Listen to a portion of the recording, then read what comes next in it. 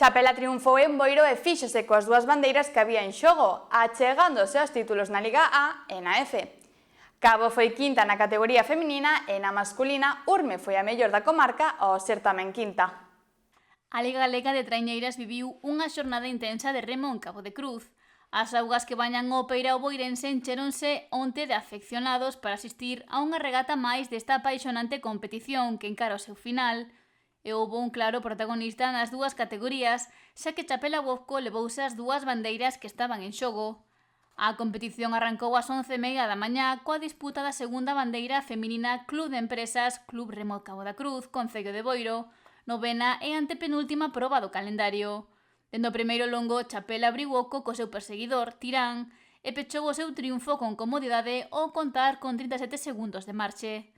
Tirán viviu unha loita interesante con Amegrove polo segundo lugar, que asegurou por só 7 segundos, mentres que Cabo rematou no quinto lugar por detrás de Salgado Perillo. Rianxo, a outra representante da comarca na categoría, finalizou no último lugar.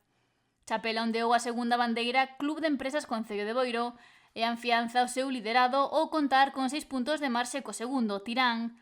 As crucenses son cuartas na xeral e Rianxo novena. Xa ás 12:30 foi a quenda da Liga A, cusas embarcacións loitaron por ondear a 11ª bandeira marina Cabo da Cruz. A regata estivo máis rifada que a feminina, xa que Castropol estivo disputándolle o triunfo a Chapela cunha gran competencia. Finalmente os de Redondela pecharon a vitoria con 9 segundos de marxe cos asturianos e Tirán pechou o podio. Urme foi quinta, pero a embarcación local non puido pasar do último posto. Chapela, que leva pleno de vitorias, acariña o título da Liga A, xa que a vantaxa Tirán segundo en 11 puntos.